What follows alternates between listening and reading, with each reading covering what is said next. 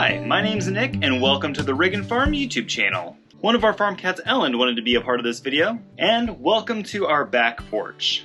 In this video, we're going to talk about the fence that we have for our chickens and ducks that keeps them safe from predators as well as keeps them from leaving the fence and wandering throughout the rest of our property. We purchased this 25-acre property in the spring of 2020, but we didn't move here until October of 2021. If you've been watching our channel for a while, you probably know all about the delays we faced. Let's take a look at some drone footage from March of 2021, a little while after we had our clear cut of the property.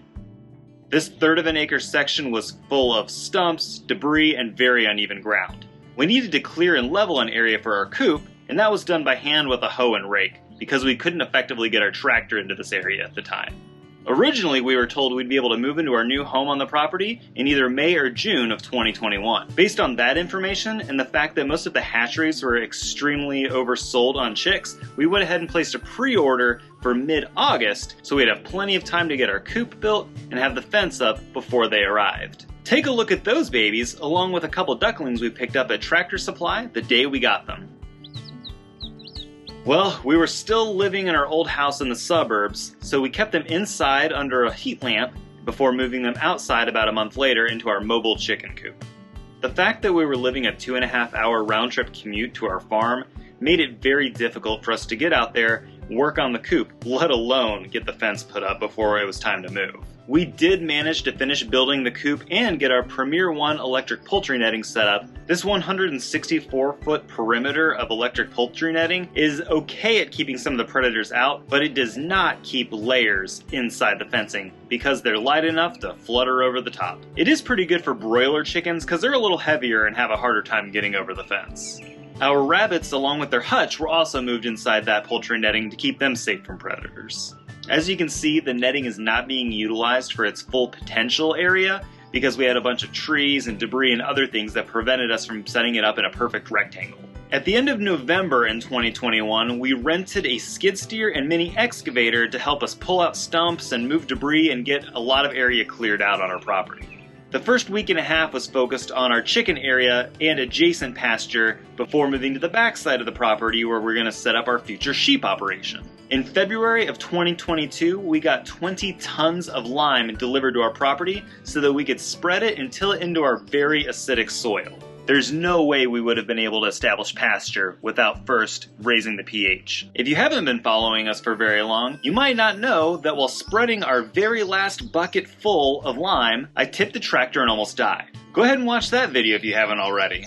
We were quickly approaching the end of winter, beginning of spring, and Ashley was still working her full-time job, working night shift at the hospital 3 nights a week, and I, like I'm currently doing, would work 2 nights a week driving for Lyft. So we had very little time to work together on this project. With the time of year that it was, our highest priority was actually getting stuff started for the garden. We needed to get seeds started, we needed to get the garden ready for both direct seeding as well as transplants that would be coming up soon. Our time frame for getting all of that done was very limited, so the fence just didn't get worked on. After a little over a month of getting our grass seed into the ground, we finally had some decent growth and wanted to go ahead and get started on the fence. I was able to get started on the gate for the fence using this Adjust-A-Gate gate kit. You can either click here or in the link in the video description below to watch how I got the gate set up with a little more detail. Let me say this.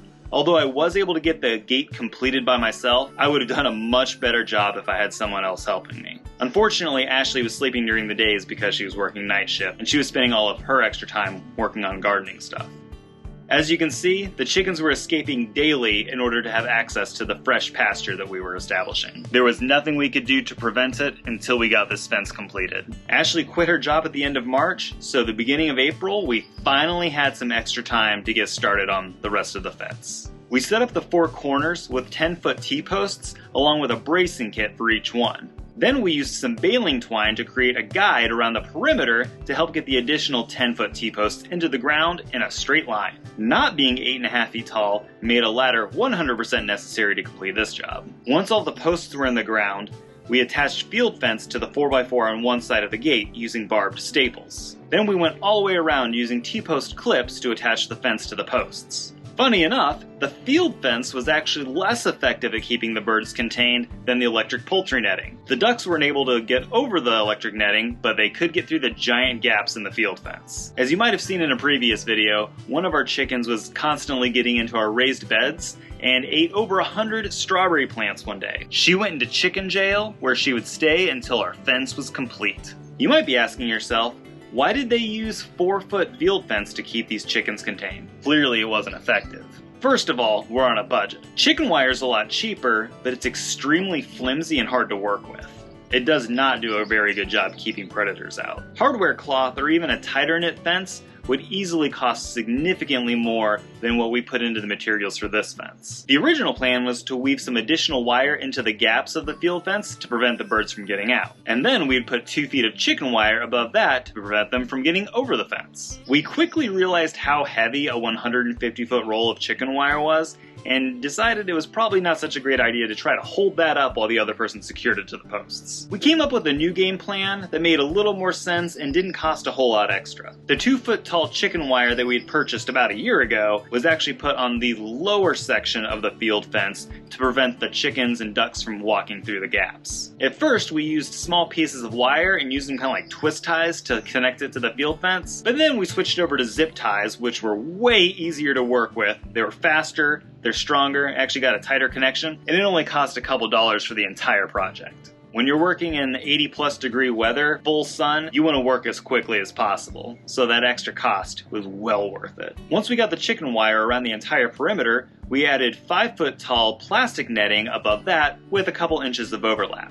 This was so much lighter and easier to work with than the chicken wire and gave us a total of about a 6.5-foot high fence. They also make this netting 7 feet high, so if we were to start this project all over again, we would probably have just used that to begin with, but we already had that chicken wire from about a year prior. On the bright side, chicken wire is a little bit stronger and will probably hold up a little bit better in the long run. It was the beginning of June, just a few days before I started filming this video, before we finally finished the chicken fence. Our jailed chicken was finally released and back with the rest of the flock, and so far we have not had any escapes. Hopefully it stays that way. Thank you so much for watching this video. We really hope you consider subscribing if you don't already to follow along on our farming journey. We bought this 25-acre property full of trees with the intentions of starting a farm from scratch. We make tons of videos showing all that we do. We're extremely transparent and show all the mistakes we make as well. Hopefully you can learn from us rather than making those costly and time-wasting mistakes yourself. We also have some pretty good successes and some super cute animals. We really appreciate you watching how we got our chicken fencing set up. We'll see you next time!